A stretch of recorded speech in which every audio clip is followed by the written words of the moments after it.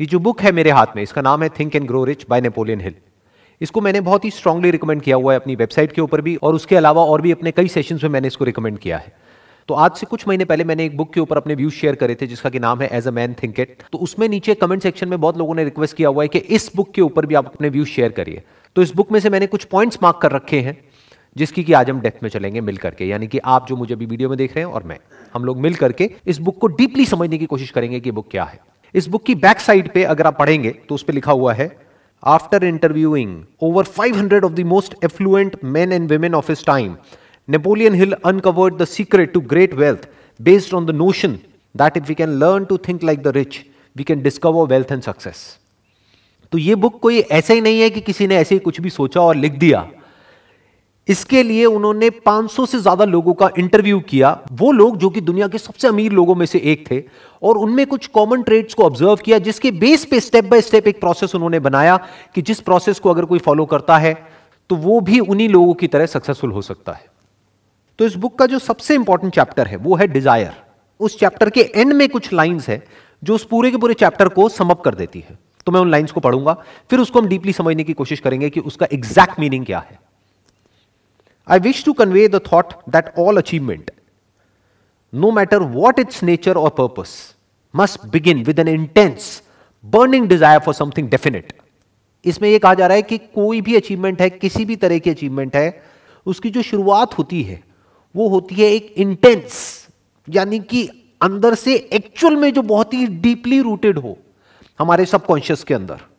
ऐसा नहीं कि ऊपर ऊपर लेवल पे किसी को देखा और कुछ करने का मन किया, that is more like a wish. So there is a difference between जो यहां पर कहा जा रहा है डिजायर में और विश में।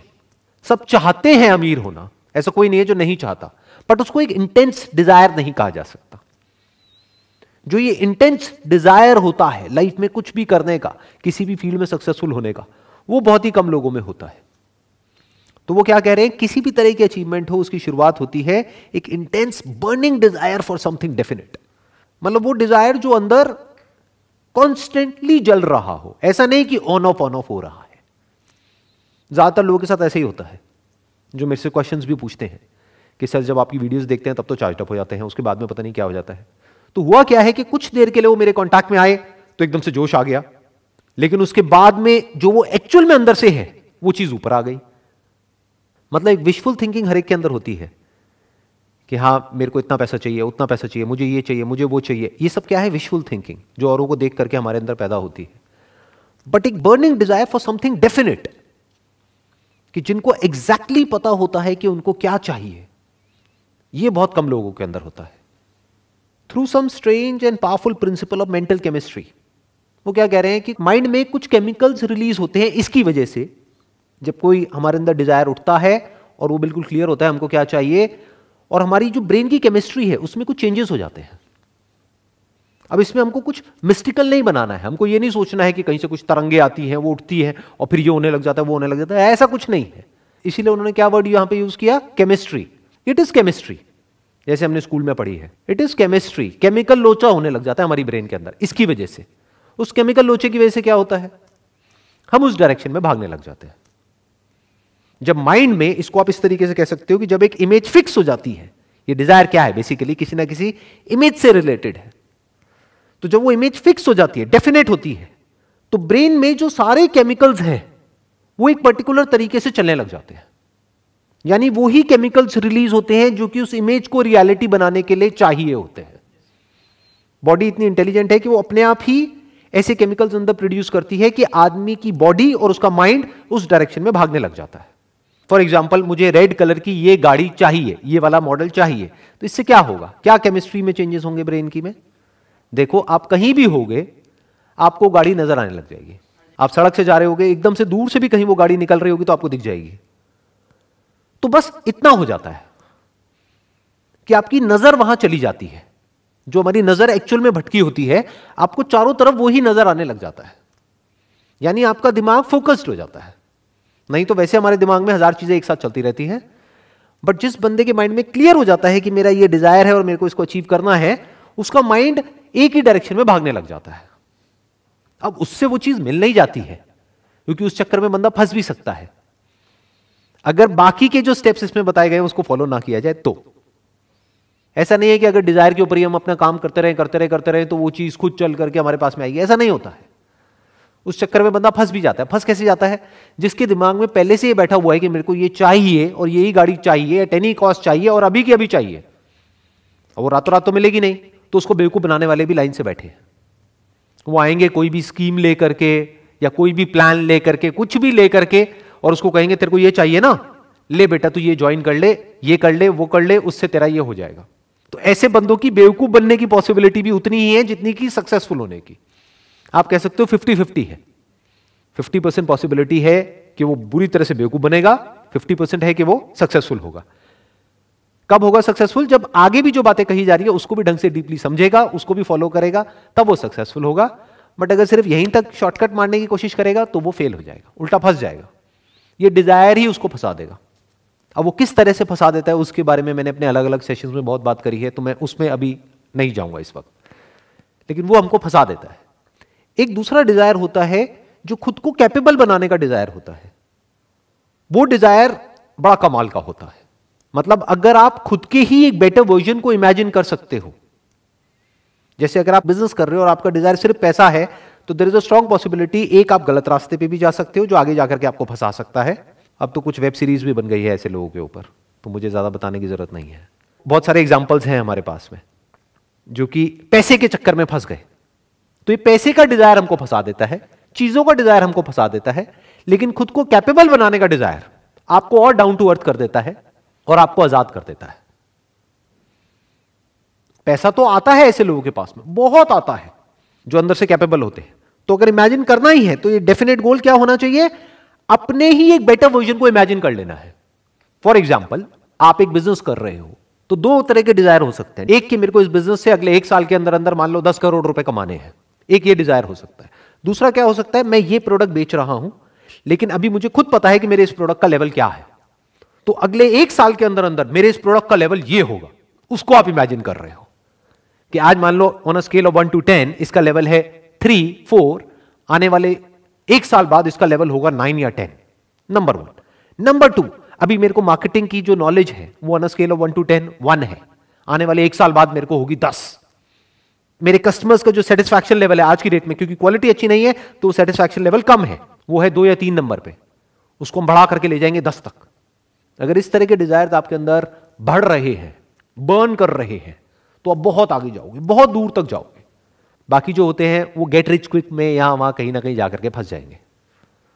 ऐसी बहुत स्कीम्स हैं, बहुत तरह के बिजनेसेस हैं, उल्टे सीधे ये वो लंबी गेम नहीं खेल पाएंगे। अब जो एक चैप्टर है इस बुक के अंदर, that is chapter number 4 on auto suggestion. इसमें कहा जा रहा है this is the medium for influencing the subconscious mind. बिल्कुल सही बात कही जा रही है। सबकॉन्शियस माइंड मतलब क्या है? हमारी आदतें, वो काम जो हम बिना सोचे समझे करते हैं। जैसे जब तक गाड़ी चलानी आपको नहीं आती है तब आप कॉन्शियस माइंड से गाड़ी चलाना सीखते हो, एक बार गाड़ी चलानी आ जाती है तो वो गाड़ी सबकॉन्शियस से चलती है। आप कुछ और सोच रहे होते हो कॉन्शियसली, लेकिन गाड़ी अपने आप चलती रहती है। तो क्या कहा जा रहा है? No thought whether it is negative और positive can enter the subconscious mind without the aid of the principle of autosuggestion. Autosuggestion को एक और तरीके से भी आप बोल सकते हो रेपिटेशन। ऑटो सजेशन मतलब कि हम खुद को सजेशन दे रहे हैं, मतलब खुद ही के माइंड में एक बात को रिपीट करते चले जा रहे हैं। किसी भी स्किल को अगर हमको डेवलप करना है तो उसके लिए क्या चाहिए? Repetition, practice. माइंड के लेवल पे अगर ये जो डिजायर है, अभी वो सिर्फ एक डिजायर है, उसको बर्निंग डिजायर बनाना है, तो उसके लिए क्या करना पड़ेगा? क्या चाहिए माइंड के लेवल पे? Auto suggestion. ऑटो सजेशन मतलब क्या? रेपिटेशन, कि बार बार उसके बारे में सोचना पड़ेगा। तो वो धीरे धीरे कॉन्शियस माइंड से हट करके सबकॉन्शियस में चला जाएगा। फिर क्या होगा? अपने आप ही वो थॉट्स आने लग जाएंगे। बिल्कुल ऐसा है जैसे एक बीज को आप प्लांट कर रहे हो। डिजायर बिल्कुल एक बीज के जैसा होता है, तो बड़े सोच समझ करके वहां पे प्लांट करना होता है। नीम का बीज बो दिया तो उसके बाद में पता नहीं लगेगा, लेकिन जिंदगी कड़वी हो जाएगी। और अगर आम का बीज बो दिया तो जिंदगी मीठी हो जाएगी। तो इसीलिए मैंने कहा कि डिजायर किस तरह का अच्छा होता है लॉन्ग रन में और किस तरह का बुरा होता है, based upon my own experience. कुछ लोग मेरी बातों का कुछ गलत मतलब भी निकाल लेते हैं। उनको ये लगता है, जब मैं बोलता हूं कि भाई इस तरह के डिजायर्स हमारे अंदर नहीं होने चाहिए, तो उन लोगों को ये लगता है शायद मैं जो कह रहा हूं उसकी वजह से उनके पास में पैसा नहीं आएगा या उनका लाइफस्टाइल इंप्रूव नहीं होगा। जबकि मैं ऐसा कभी भी नहीं कह रहा हूं। मैं क्या कह रहा हूं, डिजायर ऐसे पालो जो आगे जाकर के आप फंसो नहीं, पैसा बहुत आएगा। और जो भी कुछ कह रहा हूं, सवाल यह उठता है कि मेरे पास में क्या अथॉरिटी है इस बुक के बारे में बात करने की। जो भी कुछ कह रहा हूं अपने एक्सपीरियंस के बेस पे कह रहा हूं, मतलब मैं आपको कोई समरी नहीं बता रहा हूं इस बुक की, वो तो कोई भी कर सकता है। मैं क्या बता रहा हूं कि मैंने इस बुक को पढ़ा था आज से बहुत साल पहले, मे बी 20 साल पहले, जिसके बेस पे मैंने कुछ समझा, कुछ इंप्लीमेंट किया, कुछ चेंजेस लेकर के आया अपनी थॉट प्रोसेस में, जिसकी वजह से आज मेरी लाइफ एक पर्टिकुलर लेवल पे है। तो क्या कहा जा रहा है, no thought whether it is negative और positive can enter the subconscious mind without the aid of the principle of autosuggestion. मतलब कि जब तक हम रेपिटेशन नहीं करेंगे तब तक के कुछ भी नहीं होगा। तो रिपीट करना है, यानी कि जो भी आपका डिजायर है, जो भी आप बनना चाहते हो, जो भी करना चाहते हो, उसको लिखते रहो, उसके बारे में सोचते रहो, उससे रिलेटेड बुक्स पढ़ सकते हैं, उससे रिलेटेड वीडियोस देख सकते हैं, यानी हमारा माइंड एक ही जगह पर फोकस्ड हो जाए कि जो आपको करना है पूरी तरह से वहां पर फोकस्ड हो जाए। फॉर एग्जाम्पल, आपके माइंड में ये डिजायर है, एक बर्निंग डिजायर है एक्सीलेंस को अचीव करने का, जिस भी फील्ड में आप हो उस फील्ड में, तो उस एक्सीलेंस की जो भी डेफिनेशन है, हर फील्ड के लिए अलग अलग है एक्सीलेंस की डेफिनेशन। आप एक डॉक्टर हो तो कुछ और है, इंजीनियर हो तो कुछ और है, लॉयर हो तो कुछ और है, बिजनेसमैन हो तो कुछ और है। जो भी डेफिनेशन है आपकी फील्ड में एक्सीलेंस की, उस डेफिनेशन को पहले क्लियर करो अपने माइंड में, डिफाइन करो अच्छे से, ताकि वो डिजायर डेफिनेट हो जाए। फिर उसको रिपीट करते चले जाओ अपने माइंड में कि this is what I want to become, this is what I want to achieve. अब चैप्टर 6 है इमेजिनेशन के ऊपर। इसमें कुछ बहुत इंटरेस्टिंग लाइंस हैं। The imagination is literally the workshop wherein are fashioned all plans created by people. The impulse, the desire is given shape, form and action through the aid of the imaginative faculty of the mind. मतलब यहां पर क्या बात करी जा रही है कि इमेजिनेशन भी बहुत जरूरी है। हम क्या समझते हैं इमेजिनेशन मतलब क्या, सिर्फ उन लोगों के लिए जो किसी क्रिएटिव फील्ड में है। अरे नहीं, सबको है। अगर आपको कुछ भी ढंग का अचीव करना है तो पहले आपको इमेजिन करना होगा, क्योंकि वो अभी आपकी करंट रियलिटी से बिल्कुल अलग है। फॉर एग्जाम्पल, आप क्रिकेटर हो लेकिन आपका फिटनेस लेवल एक लेवल पर है आज की डेट में, बट कोई क्रिकेटर है जिसका कि फिटनेस लेवल एक अलग ही लेवल पे है। मान लो आपका है 100 में से 10, बट कोई और है जिसका है 100 में से 100, तो वो आपके लिए एक एंड गोल हो गया। तो अपने आप को इमेजिन करना पड़ेगा फिटनेस की उस स्टेट में, जिस स्टेट में पहुंचने में आपको हो सकता है कई साल लगेंगे, और उस इमेजिनेशन को माइंड में रिपीट करना होगा थ्रू ऑटो सजेशन, ताकि वो image, the image of the kind of fitness level you want, externally as well as internally. Internally मतलब क्या, बाहर से तो आपकी मसल्स दिख सकती है, अंदर से मतलब क्या, आपकी कोर कितनी स्ट्रांग है। किसी भी स्पोर्ट्स में या गेम में सारा खेल कोर का होता है। कोर मतलब आप इसको ये भी कह सकते हो, foundation of fitness is core. तो वो बाहर से नहीं दिखता है। तो ये आपका गोल होना चाहिए, और आपके अंदर ये इमेजिनेशन होनी चाहिए कि ठीक है, आज मैं इस लेवल पर हूं, लेकिन मैं अपने आप को इमेजिन कर पा रहा हूं और बिलीव कर पा रहा हूं कि मैं आने वाले 2 साल बाद इस लेवल पर होऊंगा। You must have that imagination powers. नहीं तो आप ये भी कह सकते हो, क्रिकेट में इमेजिनेशन पावर की क्या जरूरत है। अगर आप एक बैट्समैन हो तो सामने से बॉल आ रही है और आपको हिट करना है बैट से, खत्म। नहीं जी, उस बॉल को हिट करने के लिए आपका जो फिटनेस लेवल है वो एक पर्टिकुलर लेवल पे होना चाहिए। तो अपनी जो इमेजिनेटिव फैकल्टी ऑफ माइंड है उसको डेवलप करना होता है, उसके ऊपर काम करना होता है, वो बहुत जरूरी है अगर लाइफ में हमको कुछ भी बड़ा अचीव करना है।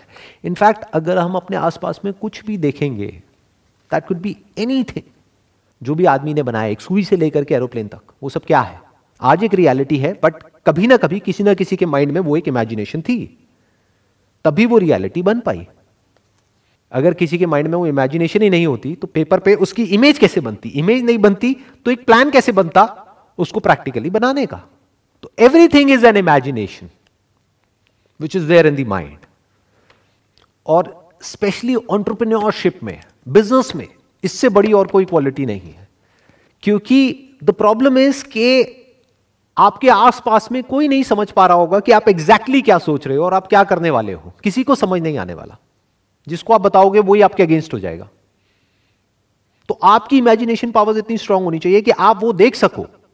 मतलब that imagination must become like a vision for you, जो औरों के लिए सिर्फ एक इमेजिनेशन होगा, मतलब एक ख्याल होगा।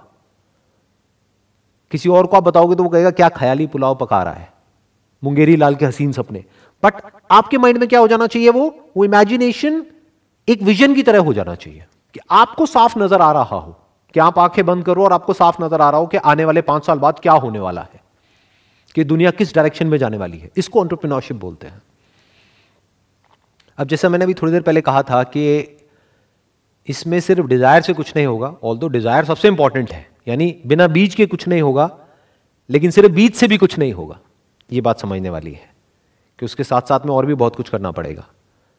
खाद डालनी पड़ेगी, पानी देना पड़ेगा, लैंड को आइडेंटिफाई करना पड़ेगा कि वो सॉइल उसके लिए ठीक भी है या नहीं है उस तरह के बीज के लिए। तो ऐसे बहुत कुछ करना पड़ेगा। तो और क्या करना पड़ेगा जो बहुत इंपॉर्टेंट है, या किस वजह से लोग आगे नहीं बढ़ पाते हैं? चैप्टर नंबर 8 है डिसीजन के ऊपर। इसमें क्या कहा जा रहा है? Accurate analysis of over 25,000 men and women who had experienced failure disclosed the fact that lack of decision was near the head of the list of the 30 major causes of failure. 30 वजह जो इन्होंने ढूंढी, निकाली failure की, कि जिस वजह से लोग फेल होते हैं, उस लिस्ट में सबसे टॉप पे जो है that is lack of decision. This is no mere statement of a theory, it is a fact. Procrastination, the opposite of decision, is a common enemy that practically everybody must conquer. अब क्या कहा जा रहा है यहां पे? सबसे बड़ा चैलेंज क्या आने वाला है? प्रोक्रेस्टिनेशन. मतलब क्या? कि हम टालते रहते हैं, lack of decision. And life is all about a decision. Life क्या है अगर डिसीजन नहीं है तो? हर कदम पे एक डिसीजन, और डिसीजन ना लेना भी अपने आप में एक डिसीजन है. तो यहां पर क्या कहा जा रहा है? Lack of decision. कि हम सही टाइम पे, जब सही मौका होता है, तब सोचते रह जाते हैं, फिर वो मौका हाथ से निकल जाता है, फिर उसके बाद में सिर्फ रिग्रेट करते हैं. ऐसा हमने अपने घरों में बहुत बार होते हुए देखा है. बड़े बूढ़े जब बैठ करके बात कर रहे होते तो क्या बातें कर रहे होते हैं? उस टाइम पे मुझे मौका मिला था ये करने का, अगर कर लिया होता तो मैं आज पता नहीं कहां होता, तो क्यों नहीं किया? उसके पीछे जो सबसे बड़ा रीजन मिलेगा वो है फियर. इस बुक में एक और चैप्टर. यहां ठीक है, अच्छा हो गया तो इतना अच्छा हो सकता है, लेकिन बुरा हो गया तो इतना बुरा भी हो सकता है. तो हम डर गए, इस वजह से हमने वो नहीं किया. जो सबसे बड़ा फैक्टर है फेलियर का, वो क्या है? कि वो कुछ करते ही नहीं है, इस वजह से फेल हो जाते हैं. इसलिए नहीं कि कुछ करते हैं और फिर उसमें फेल हो जाते हैं, नहीं, वो कुछ करते ही नहीं है, यानी सोचते ही रह जाते हैं. ना कुछ करने का डिसीजन ले पाते हैं, ना कुछ नहीं करने का, बीच में अटके रह जाते हैं और मौका निकल जाता है. इन अदर वर्ड्स, कल पे नहीं टालना है. प्रोक्रेस्टिनेशन का मतलब क्या है? कर लेंगे, अभी कौन सी जल्दी है, ये करना है ना, कर लेंगे. तब तक कोई और कर जाता है, फिर वो आकर के क्या बोलते हैं? ऐसे बहुत लोगों को आपने सुना होगा कि अरे ये तो मेरा आइडिया था, उसने कॉपी कर लिया. अरे वो तो तुझे जानता तक नहीं, उसने कैसे कॉपी कर लिया? वो ये कहना चाह रहा है कि उसने कर लिया और मैं सिर्फ सोचता ही रह गया. That is called lack of decision. In simple words, कि मतलब मैं करने के बारे में सोचता रहा, लेकिन कोई और था जिसने सोचा, या ये कह लो हजारों लाखों लोगों ने सोचा, लेकिन उसमें से कोई एक था जिसने सिर्फ सोचा ही नहीं, किया भी.